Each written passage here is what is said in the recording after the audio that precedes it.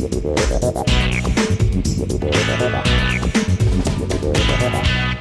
welcome to SBR Forum Videos. I'm Peter Loshak. This is the Into the Weekend with BetDSI call that we do every week with Brent, the headlines manager at DSI Sportsbook. Right now it's Friday afternoon, and we're going to look ahead to the Saturday games in college football Week 14 right now. Brent, thanks for being back with us.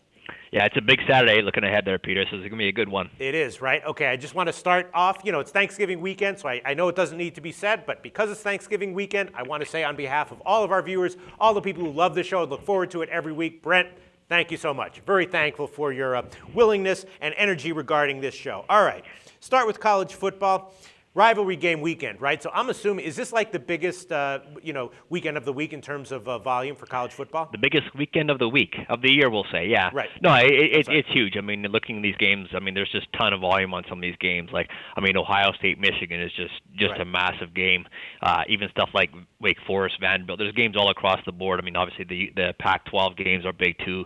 UCLA, USC, Stanford, Notre Dame, all that kind of stuff. We just got tons of volume on a lot of games here. So it's a really good weekend for us because we get such a high amount of volume as well. Just everyone seems to be interested in these games, so it gives us a better chance to balance up our games as well. So the Ohio State-Michigan game, does that, in terms of volume, does that rival like a big NFL game, or is it actually still less than NFL? No, it's equal to an NFL game right now, yeah. All right, sounds good. Well, let's start with one game I'm sure it has to be at least top 5 in terms of volume this week. It's the Iron Bowl. Alabama, Auburn, both of them are top 5, ranked in the top 5, so I'm assuming just enormous action on that game, right? Yeah, no, that's a real good game for us. And again, the thing that's really nice about this game, and right now we're sitting Alabama -10, -115, so Auburn's +10, -05, is that we've got sharp money on both sides of this game, so it's kind of a number where we can sit there and ride it out. I'm sure we'll be between 10 and 10.5, almost up until kickoff there. We have sharp money on Auburn plus the 10.5. We took sharp money on Alabama minus the 10 flat. So we just put some juice on the 10 right now. But we don't usually like to do that, but it seems like the number's just so key right now. See, I was going to guess that the public action was mostly split down the middle, but with maybe 60-40 in favor of Alabama. But I was all ready to hear no, the sharps have not weighed in yet. But you're saying that the sharps aren't betting this just to have a little bit of fun. The sharps think that they're seeing an edge on the Iron Bowl. It's interesting. It's such a high-profile game. Different groups of sharps think they're seeing edges on both sides. Yeah, if it lands 10, it won't be good for anybody. But, I've got, like I said, Auburn plus 10.5 was sharp. Alabama -10 is sharp. That's why I threw the juice on it. The count in terms of the number of bets we've taken is still about 2-1 in favor of Alabama, so slightly more public action on Bama. But in terms of the balanced action, we're pretty good right now. Like I said, this is a game where I can see us just riding it out until kickoff between 10 and 10.5. If it lands on 10, how disastrous is that?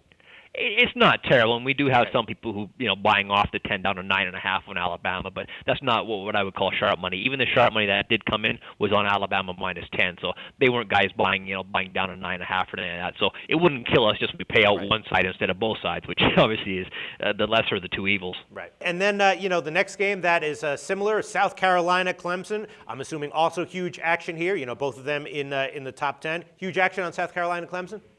Yep, this is another one where we've got a lot of volume. Sharps did come in on this game as well. You touched on another one that they happen to delve in. I got the counts about 3-1 in favor of Clemson. The money's about 5-1, and the money's higher than the count simply because there is sharp money on Clemson. They're taking Clemson +5 and +4.5.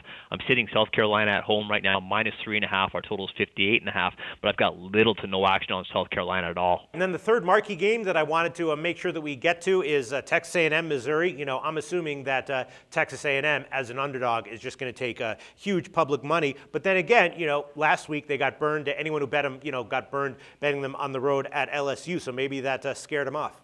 Yeah, I think it has. You got to take into account as well. Missouri's a pretty good football team, and they're at home.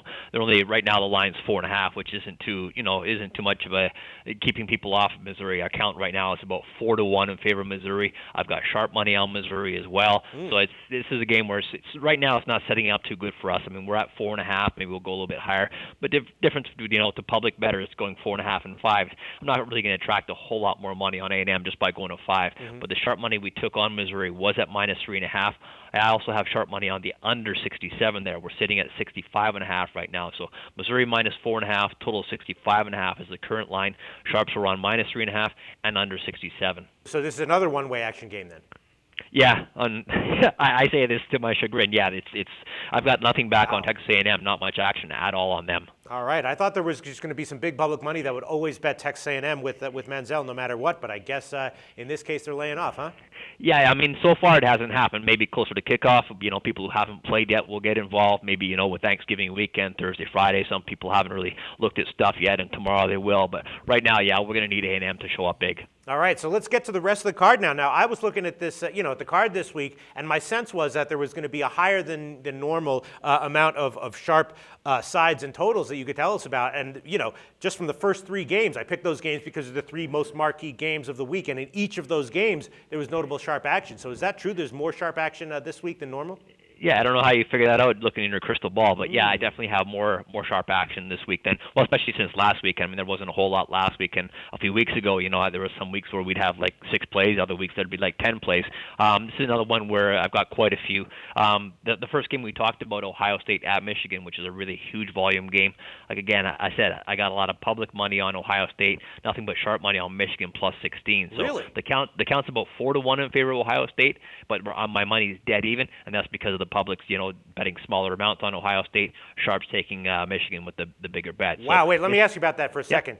Because that line opened at 12, then it went to 14.5, now it's at 16. So I was assuming that was a game it's at 15 now because they took plus 16. All right, so I was assuming that was a game that was being driven by, I looked at it, I was like, all right, this is probably sharp, one-sided action, sharp, and public money. But you're saying that was all public money that was driving the Ohio State line up? Yeah, and again, we've talked about this before. There's people who have, who bet you max wagers on a side, and you sit on the number or you move on their bet. I mean, their money still counts whether it's sharp or not. So you move the number. So you go from wherever you're at 14, they lay it, you're at 14.5. All of a sudden you creep up to 16, and boom, the sharps come in. So you kind of know where you're low enough that the public will still bet it, but stay away from a high enough number that the sharp's going to come in. So right now, again, that's just the kind of game where we know where we need to be if we want to balance up the action. And right now we are balanced. So I mean, anything on Ohio State 14.5 and 15 was coming in from public. As soon as we touched 16, the sharps came in. Well, there's a little bit of wisdom right there. If you're better and you see the line moving against you at BetDSI, it's not necessarily because of sharp action. It could have been public action. All right, what can you tell us about the rest of the card?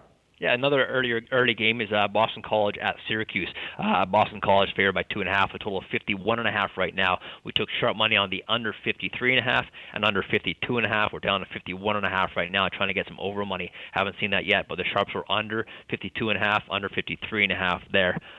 Maryland NC State is another one. The under 51.5 was sharp there. We're at 50.5 right now. And also NC State plus 3 is sharp money. Maryland's currently minus 3, dog 15. This is another case where I've got public money on Maryland. The count's about 4-1 in terms of the number of bets we've taken, but the money's about 2-1 in favor of NC State. So that's a definite public split in favor of Maryland, and the sharps on NC State plus the 3.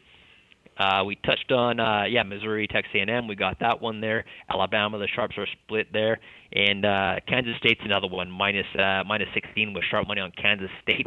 They're at Kansas. The current line is 17.5. This is a game where we're going to hit Kansas big time. I've got sharps on Kansas State. I've got public all over Kansas State. Wow, so okay. my money's about, almost like 6-7-1 right now. So that's a big game for us. We're sitting at 17.5. Haven't got anything back on Kansas yet. Penn State at Wisconsin. Wisconsin's now favored by 25. The sharps played them when it was 23.5. I have a couple groups on Wisconsin there. The count and money's about 2-1 in favor of Wisconsin there. So I got sharps and public laying it with Wisconsin at home to Penn State.